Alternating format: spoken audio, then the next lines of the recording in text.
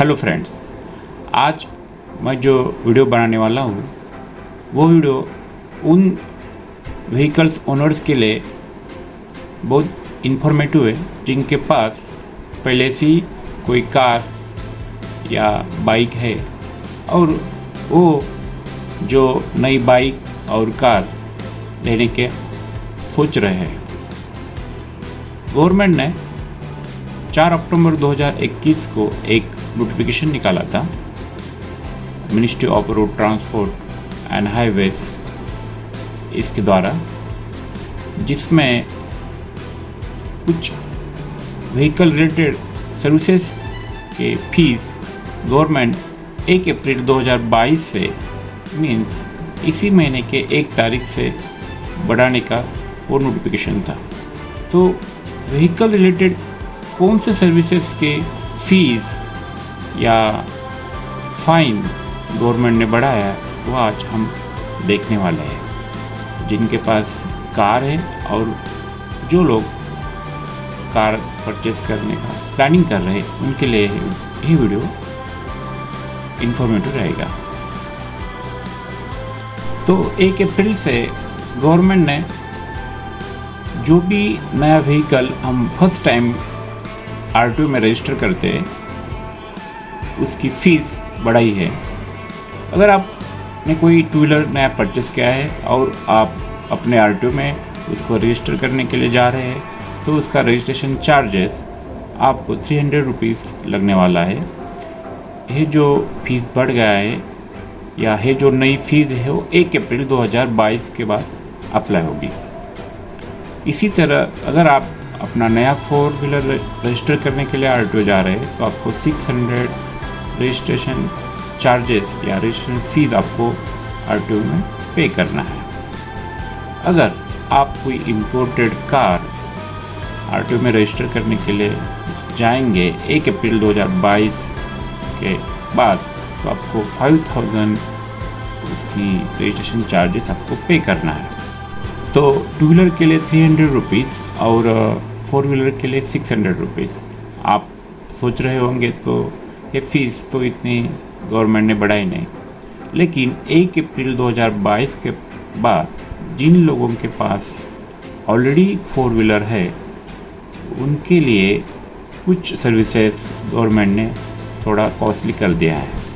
अगर आपके पास 2 व्हीलर है और उसको 15 साल हो गए हैं, मतलब उसका फर्स्ट रजिस्ट्रेशन वैलिडिटी ख़त्म हो गई है, तो आपको एज़ पर आरटीओ रूल आपको उसको रिन्यू करना पड़ता है, या जिसे रिन्यूअल ऑफ रजिस्ट्रेशन बोलते हैं, जो अगले 5 साल के लिए रहता है। उसका जो फीस है वो गवर्नमेंट ने बहुत ज़्यादा बढ़ा दिया है। तो 2 व्हीलर अगर आपके 2 व्हीलर को 15 साल हो गया है और आप आरटीओ में उसको री रजिस्ट्रेशन करने के लिए जाएंगे तो आपको 1000 रुपीज़ चार्जेस आपको पे करना है और 4 व्हीलर के लिए यही चार्जेस 5000 रुपीज़ रहेंगे। मतलब अभी आपका पुराना व्हीकल जिसका फर्स्ट रजिस्ट्रेशन ख़त्म हो गया है, जिसकी वैलिडिटी ख़त्म हो गई है, अगर उसको आप फिर से 5 साल के लिए री रजिस्टर करने के लिए आरटीओ जाएंगे तो आपको 5000 उसका फ़ीस आपको पे करना है। ये अमाउंट थोड़ी ज़्यादा है क्योंकि गवर्नमेंट का जो पॉलिसीज़ अब आ रहा है, गवर्नमेंट लोगों को पुराना व्हीकल स्क्रैप करने के लिए इंस्ट्रक्ट कर रहा है। गवर्नमेंट डिस्करेज कर रहा है लोगों को कि वो अपने पुराने व्हीकल्स स्क्रैप करके नया व्हीकल यूज़ करें, क्योंकि नया व्हीकल पोल्यूशन भी कम करता है और उसमें सेफ्टी फीचर्स ज़्यादा रहते हैं। तो इसीलिए गवर्नमेंट का जो पॉलिसीज़ है वो पुरानी व्हीकल लोग का यूज़ डिस्करेज करने के लिए गवर्नमेंट की तरफ से वो एक प्रयास है। और एक इम्पोर्टेंट बात, अगर आपने कोई इम्पोर्टेड व्हीकल पुराना सेकंड हैंड किसी से लिया है या लेने की सोच रहे हैं तो इम्पोर्टेड व्हीकल का री रजिस्ट्रेशन चार्जेस गवर्नमेंट ने बहुत ही ज़्यादा बढ़ाया है। वो आपको 40,000 आपको पे करना पड़ेगा। तो अगर आप सोच रहे हैं कोई पुराना second hand imported vehicle purchase करने के बारे में, तो इस चीज़ का आप ध्यान रखिए कि आपको आरटीओ में जब भी वो व्हीकल रजिस्ट्रेशन के लिए लेके जाना हो तो आपको 40,000 उसका फीस आपको पे करना पड़ेगा। और एक चीज़, अगर आपका टू व्हीलर का फर्स्ट रजिस्ट्रेशन ख़त्म हो गया है, मतलब उसको 15 साल पूरे हो गए और आपने उसको री रजिस्ट्रेशन आरटीओ में नहीं किया, और री रजिस्ट्रेशन के लिए अगर आप आरटीओ जाते हैं तो जिस डेट से वो ख़त्म हो गया है उसके बाद फॉर एवरी मंथ आपको 300 रुपीज़ फाइन आपको पे करना पड़ेगा आरटीओ में कि आपने डिले किया है रजिस्ट्रेशन। अगर आप एक साल डिले करते हैं तो आपको लगभग 3,600 आपको पे करना है, मतलब 3,600 उसका फ़ाइन, फिर जो रिलेशन चार्जेस है वो आपको पे करना है, फिर आपको ग्रीन टैक्स पे करना है। मतलब आपको पुराना व्हीकल फिर से यूज़ करना हो तो आपको ज़्यादा कॉस्ट अभी आरटीओ में लगने वाली है। इसी तरह अगर आपका 4 व्हीलर आपको री रजिस्ट्रेशन करना है आरटीओ में जिसका 15 साल हो गया है, तो आपको ईच एंड एवरी मंथ अगर आप डिले हो तो आपको 500 रुपीज़ पे करना है। मतलब अगर आप एक साल डिले किया है आपने तो आपको 7,200 प्लस ग्रीन टैक्स प्लस आपका रजिस्ट्रेशन फीस। मतलब गवर्नमेंट का जो पॉलिसी है वो आपको पुरानी गाड़ी का यूज़ डिसकंटिन्यू करने के लिए गवर्नमेंट आपको एक तरफ से प्रयास कर रहा है, पे करना पड़ेगा।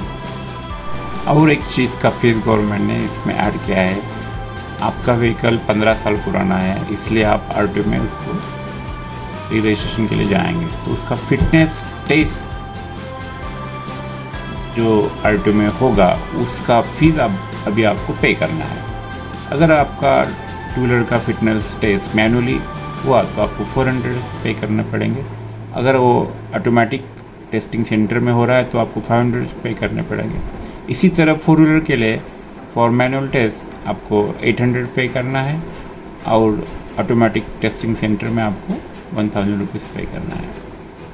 तो इन सारी बातों को अगर आप ध्यान में रखते हैं तो कोई भी पुराना व्हीकल अगर आप 15 साल के बाद यूज़ करने के बारे में सोचेंगे तो आपको बहुत ज़्यादा कॉस्ट बेयर करना पड़ेगा।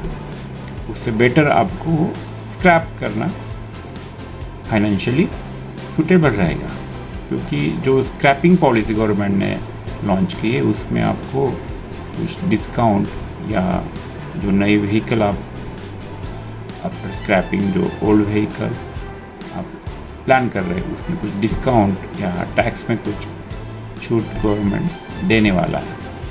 तो इसीलिए अगर आप कोई पुरानी कार लेने के बारे में सोच रहे हैं तो आप इन सारी बातों को आप ध्यान में रखो और पुरानी कार लेने से अच्छा नई कार लेने के बारे में आप सोचो। ये मेरा आपको एक सुझाव है। तो ये वीडियो आपको कैसे लगा आप लाइक कीजिए और मेरे चैनल को सब्सक्राइब कीजिए, क्योंकि आने वाले कुछ वीडियोस में मैं आपको और कार रिलेटेड और गवर्नमेंट के पॉलिसीज़ में और स्क्रैपिंग पॉलिसीज़ के बारे में थोड़ा सा इंफॉर्मेटिव वीडियो मैं बनाने वाला हूँ।